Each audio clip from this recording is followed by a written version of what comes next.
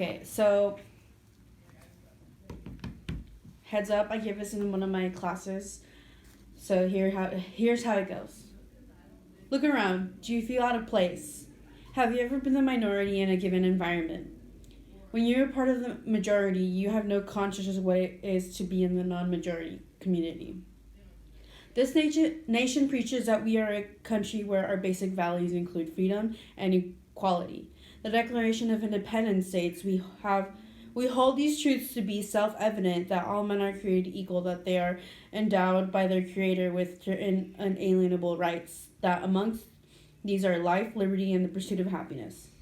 It is not our fault that the equity gap exists, but it is our responsibility to help interrupt this cycle.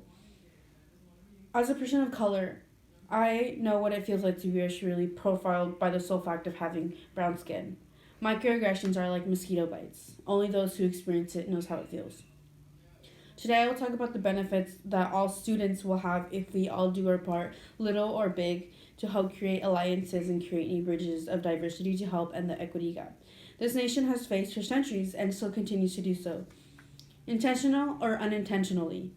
Many in this country face racial microaggressions, snubs or insults on a regular basis, or in my case, since a very young age.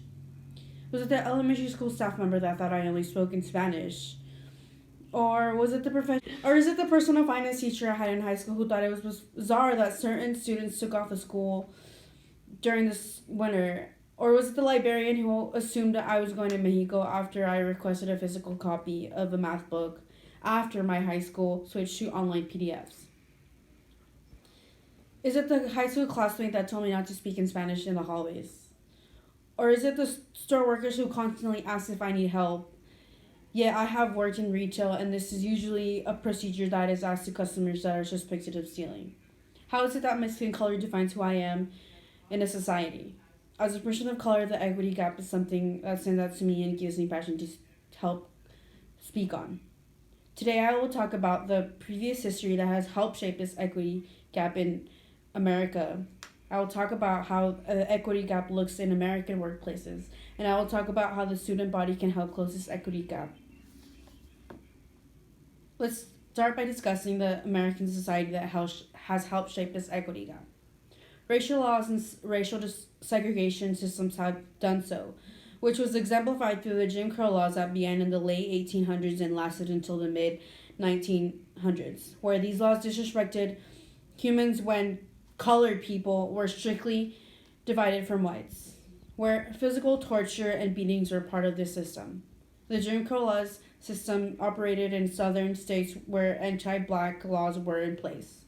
In other words, if you were an African American living during this era, you were labeled as a second-class citizen. During this era, African Americans were dehumanized and given dehumanizing names. The Jim Crow law system illustrated that whites were ultimately superior to blacks, and if needed, used violence to ensure that these blacks stayed at the bottom of the level. Racism has been deeply rooted in the American consciousness, which can be seen through James Baldwin's America and the view of American societies during his time. I quote, "It took many years of vomiting up the filth I had been taught about myself, and half believed before I was able to walk on earth as if I had the right to be here. As an African American, Baldwin's America was full of racial microaggressions." Now that we have discussed about the history that has helped shape this equity gap, let's examine how it looks like in workplaces. Microaggressions are seen throughout the United States and the United States workplaces. In a case study done by Harvard Business Law, it was found that the participants in this study found microaggressions to be normal. The more similar you are to the locals, the more likely you are to assimilate. Evidence shows that immigrants face unfavorable attitudes from their U.S. native coworkers, and it was resulted that these double racial statements were stated through verbal sarcasm. The hiring process does not allow for people of color to excel when compared to their white colleagues. This can be illustrated through the Harvard Business School research that illustrated advantages people of color had during the hiring process, but only after they made their resumes look like a white participant had sent it in.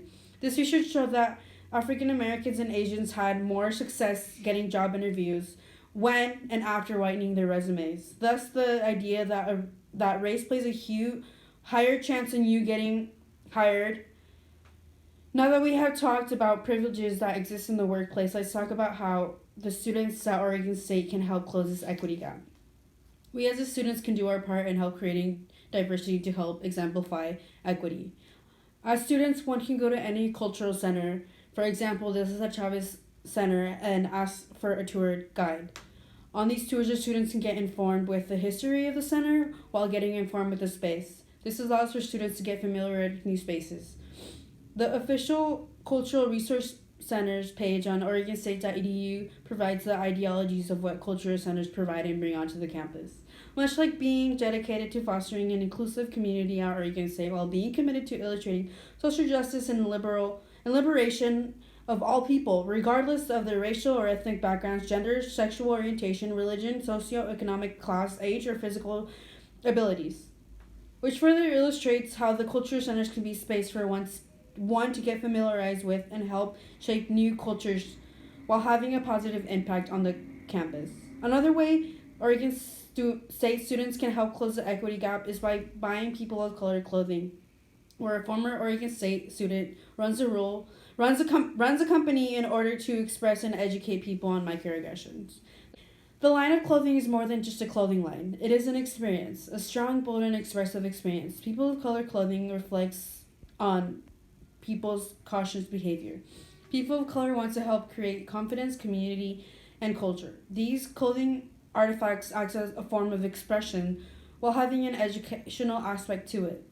Some phrases on these clothing pieces include, Black and brown bodies make 30% of the U.S. population, yet they account for 60% of incarcerated population. Coincidence? Another statement on one of the clothing items is, how are you lifting your voice to add in the dismantling of racism and discrimination?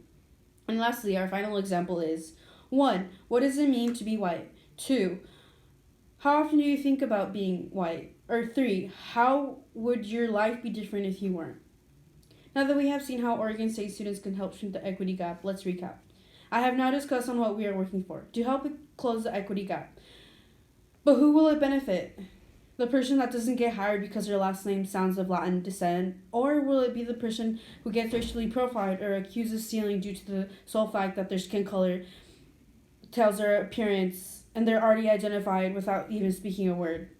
This campus can achieve and help close the equity gap, so all can have fairness and have access to equal rights, or for that sense, human rights. All the activists performing were brave, resilient, and bold, who spoke fully and authentically to help close barriers, to help waves of protesting, who faced arrest, death, and have stood against actions that have allowed the equity gap of humankind to expand. Today we have seen examples of activists everywhere have their say, and I am just one of them. They had desires to close the equity gap, or in other words, inequality of people of color, and they did so through their power of voice and actions. There is an importance of closing this equity gap, and for us to redefine how a whole student body can help make our university see justice being served to everyone, so we can all excel, strive, and succeed no matter the pigmentation of your skin color. Because under God's command, He wants us to love your neighbor as you love yourself. I talked about the benefits that all students will have if we do our part, little or big, in helping create alliances and building new bridges to help end this equity gap that this nation has been facing for centuries. Because at the end of the day, we all be the same color. All our lungs are structured to work the same. When that clock strikes noon on this fine Monday morning, we are all going to walk out that door. Some of you are going to walk out of here and forget everything I said. Some of you might remember bits and pieces here and there, and some of you just might be on the opposing side of my topic. But I can say I did something. We blame society, but we are society. Jane Boston once said, not everything that is faced can be changed, but nothing can be changed until it is faced. As people of this country, our nation preaches, I pledge allegiance to the flag of the United States of America and to the republic for which it stands, one nation, under God, indivisible, with liberty and justice for all. But it is up to us, the society, to help that statement become firm and speak up to its truth. If it is born and alive, it matters. And everybody deserves the right to basic human rights. We are all one race, the human race. We hold the power. If America has made it this far, we can make it further. I hope you join me and everyone who constantly fights to help end the equity gap. Thank you.